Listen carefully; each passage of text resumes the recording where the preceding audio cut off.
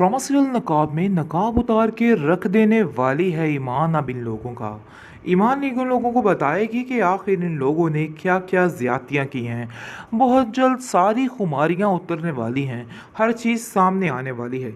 जिस तरीके से तैमूर और उसका बाप इस चीज़ पर अटक चुके हैं कि वो इस ईमान का वो हश्र करेंगे कि वो राह रास्त पर आ जाएगी, क्योंकि यही समझ रहा है तैमूर। लेकिन तैमूर जैसे ही ईमान से मुलाकात करेगा वहाँ पर इसकी काफ़ी खटपट चलेगी और ऐसे निशाना लगाएगी इसको और ऐसा सीधा करेगी ईमान कि दोबारा कोई भी बात करने की जरूरत नहीं करेगा। बहुत परेशान हो जाता है और घर आके कहता है कि उससे उलझना सरासर बेवकूफ़ी है। हमें कोई दूसरा रास्ता अख्तियार करना होगा।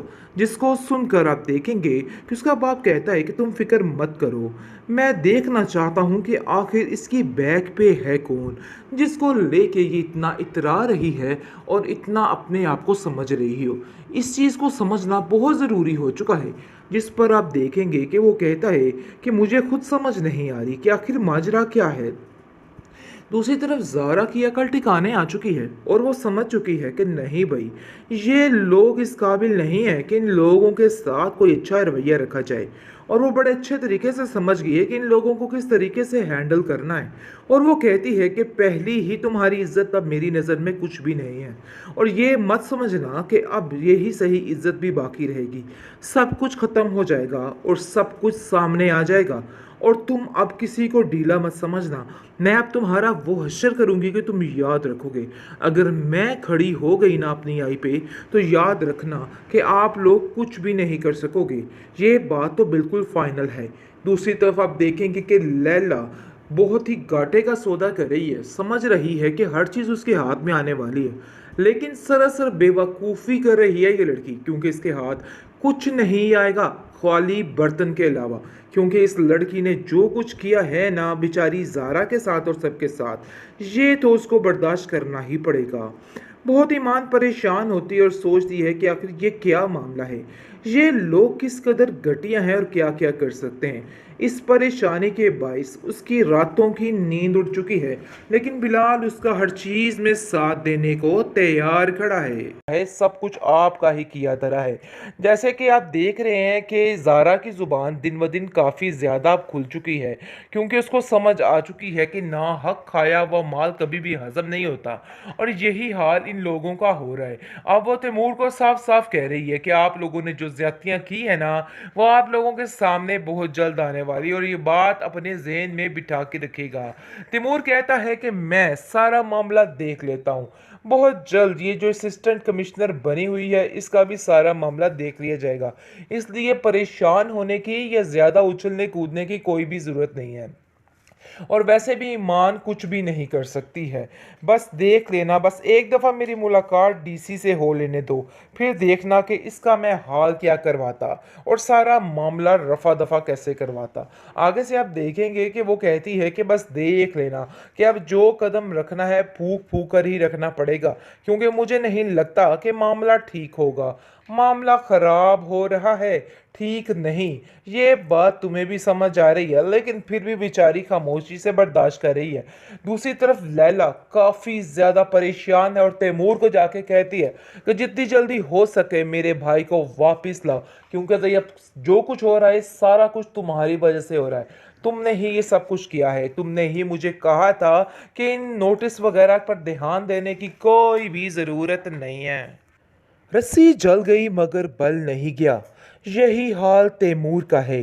इतना कुछ हो जाने के बावजूद इन लोगों का ऐसा हश्र हो रहा है, लेकिन फिर भी इन लोगों को समझ नहीं आ रही कैसी दीदा दिलेरी से ये बंदा ईमान के पास पहुंच जाता है और वहां पे जाके उसको जलील करता है और उसको कहता है कि आखिर तुम्हारी हिम्मत कैसे हुई यहाँ पर आने की।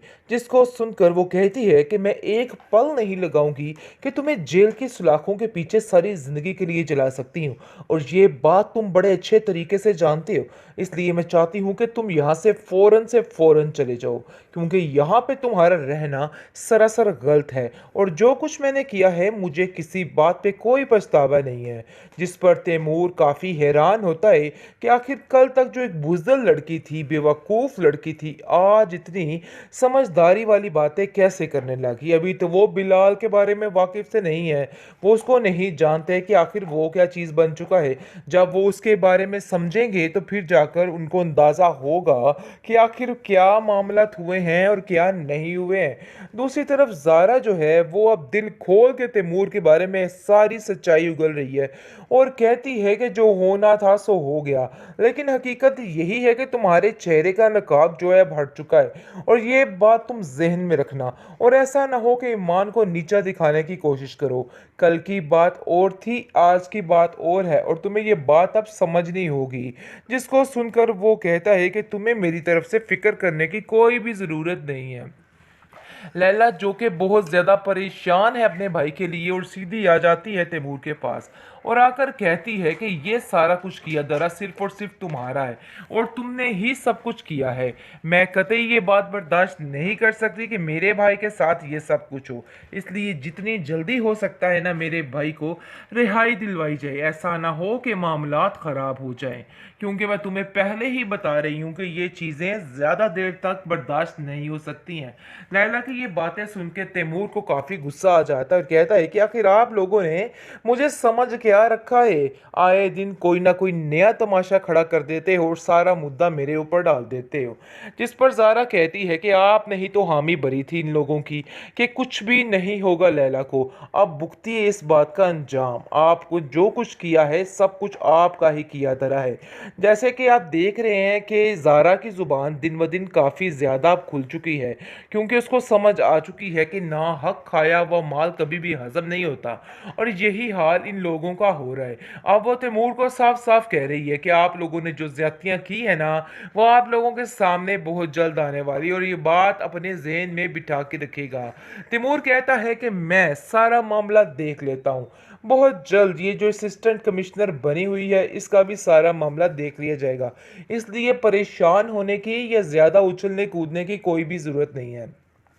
और वैसे भी ईमान कुछ भी नहीं कर सकती है।